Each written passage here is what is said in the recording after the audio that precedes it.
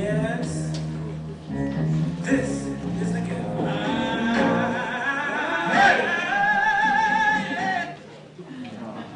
right. The title of my talk is Thank You So Much, Everyone. The Ghetto is what you heard by Donny Hathaway from a Donny Hathaway collection.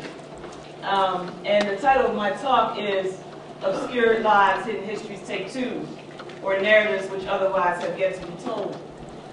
I want to leave some images up. I'll flip through a couple.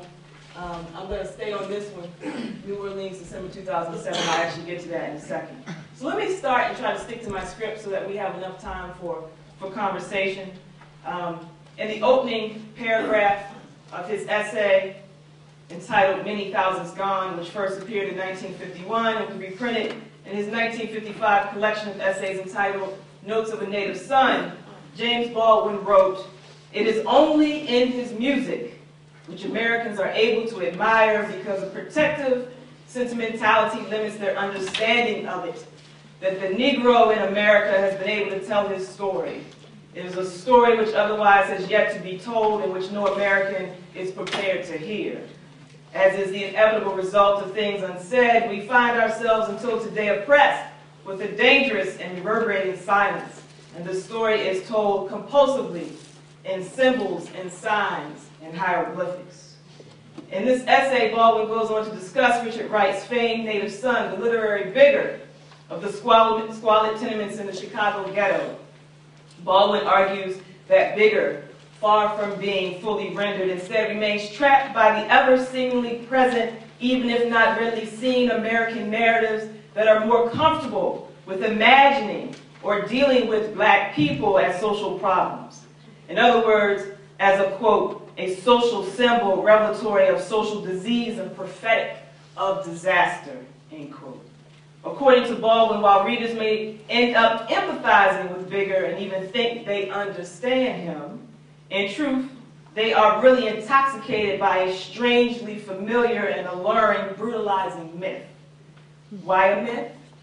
Because by the end of Wright's novel, according to Baldwin, the reader still knows very little, quote, about the social dynamic which we are to believe created him, end quote. If we are to truly tell his story and not just, quote, a single aspect of the story of the nigger, end quote, Baldwin argues we must, quote, inevitably and richly become involved with the force of life and legend, how each perpetually assumes the guise of the other, creating that dense, many-sided, and shifting reality, which is the world we live in and the world we make. To tell his bigger story is to begin to liberate us from his image, and it is for the first time to clothe the phantom with flesh and blood, to deepen by our understanding of him and his relationship to us, our understanding of ourselves and of all men, end quote. If you will, for the moment, then, let Baldwin's words ruminate with the ghetto by Donny Hathaway as we fast forward from 1955 to 2006. A Washington Post article published December 7, 2006, written by Julia Cass and Peter Risky. The dateline is New Orleans. It reads in part, public housing officials decided Thursday to proceed with the demolition of more than 4,500 government apartments here, brushing aside an outcry from residents displaced by Hurricane Katrina, who said the move was intended to reduce the ability of poor black people to repopulate the city. Residents and their advocates made emotional, legal, and what they call common sense arguments against demolition at the Housing Authority meeting.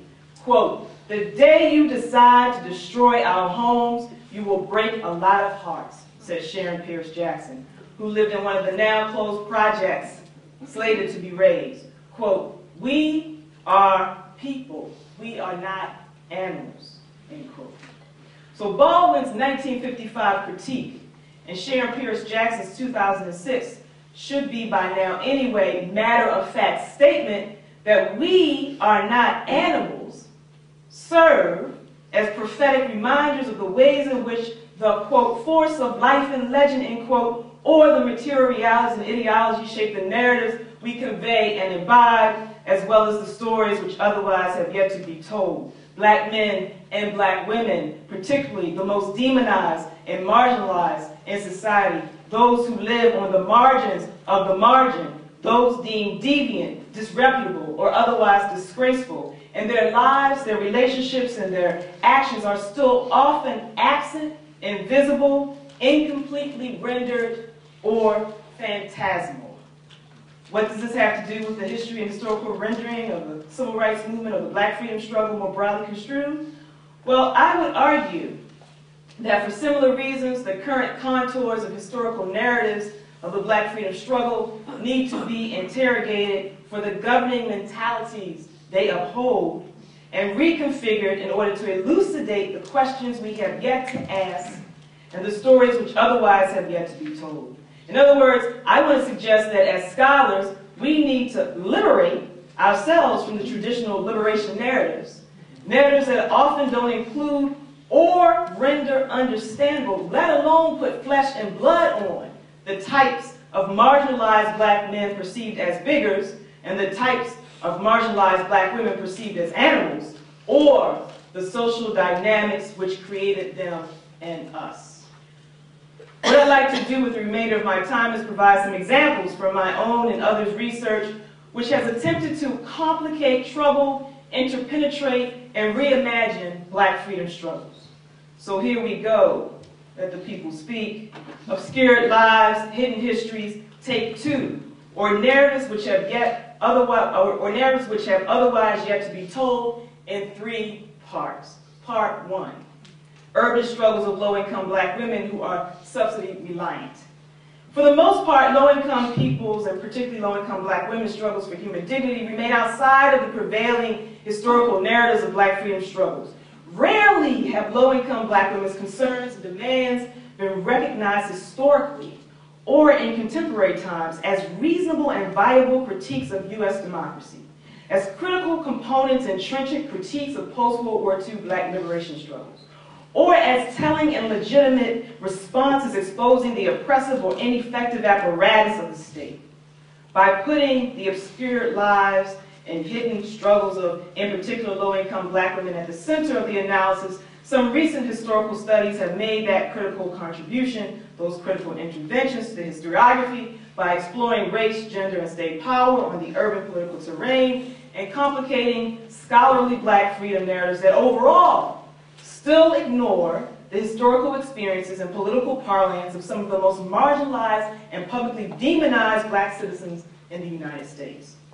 Only recently have scholars begun to seriously consider, include, and critically engage the stories of low-income black women. Since 2004, several studies have emerged. For instance, The Politics of Public Housing, that's my own shout out, I guess, 2004, in which I explored low-income black women's experiences, politicization, and relationships with the state and social welfare programs by examining urban inequality, black freedom movement struggles, and tenants and welfare rights, activist struggles with rights and power in Baltimore. Christina Green, in Our Separate Ways, 2005, focuses on the interracial and intraracial struggles of working class and poor black women around housing, employment, and community in Durham, North Carolina. And Elise Orlex, Storming Caesar's Palace, 2005, charts the post-1940s migration of black women to Las Vegas and explores how that particular city's racial politics and the economic disfranchisement that low-income black mothers experience in the hub of gaining wealth birthed an activist struggle that demanded welfare rights and used anti-poverty money to build child care, health care, and other community-based programs. Other historians, such as Lisa Levenstein, whose study is just hot off the press, are documenting poor black women's confrontations with public institutions, including housing, welfare, hospitals, schools, and the legal system. And Primala Nadasen, in her national study of the National Welfare Rights Movement, 2005, charts how low-income black women, who were and are often deemed apolitical and not very bright, became formidable welfare warriors in 1960s and 1970s America.